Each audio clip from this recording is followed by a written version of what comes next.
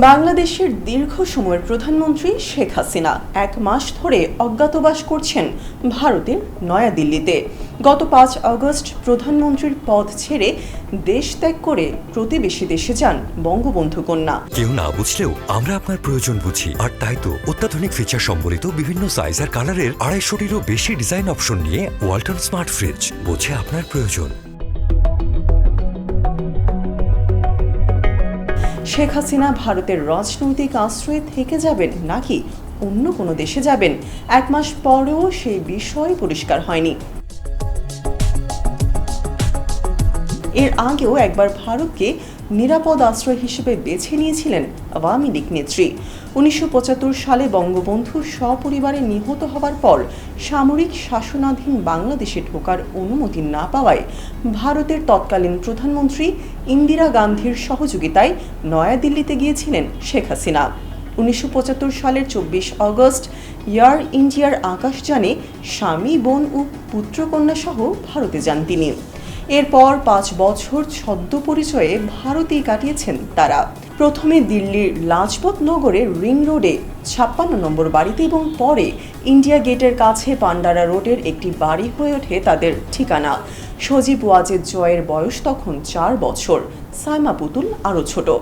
অজ্ঞাতবাসের একঘেয়েমি কাটাতে all India রেডিওর বাংলা বার্তা বিভাগে কাজ করেছিলেন শেখ হাসিনা।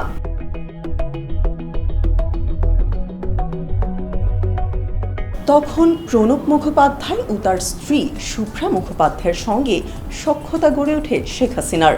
বিভিন্ন অনুষ্ঠানে অতিথিদের কাছে শেখ হাসিনাকে নিজের বোন পরিচয় দিতেন শুভ্রা। তার মেয়ে শর্মিষ্ঠা আর পুতুল বেড়ে উঠেছেন খেলার সাথী হিসেবে। 49 বছর পর আবারও নয়াদিল্লিতে অজ্ঞাতবাসে গেলেন শেখ হাসিনা।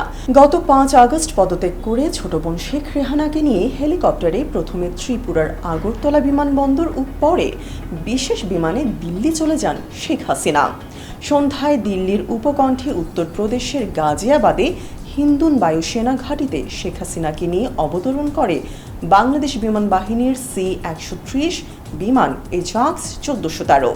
তার নিরাপত্তা সুনিশ্চিত করতে পশ্চিমবঙ্গের হাসিমারা বিমান ঘাঁটি থেকে বিহার এবং ঝাড়খণ্ডের আকাশে উড়েছিল ভারতীয় বিমান বাহিনীর 101 স্কোয়াড্রনের 2টি রাফাল যুদ্ধ বিমান। শোনা যাচ্ছে 1 মাস ধরে হাসিনাকে রাজনৈতিক আশ্রয় দেওয়ার ব্যাপারে কোনো দেশ থেকেই ইতিবাচক প্রতিক্রিয়া মেলেনি। শেষমেশ ভারতেই আপাতত থেকে যাওয়ার সিদ্ধান্ত নিয়েছেন বাংলাদেশের সবচেয়ে দীর্ঘ সময়ের প্রধানমন্ত্রী শেখ হাসিনা। যদিও শেখ হাসিনার ছেলে জয় জানিয়েছেন কোনো দেশেই আশ্রয় চাননি তার মা।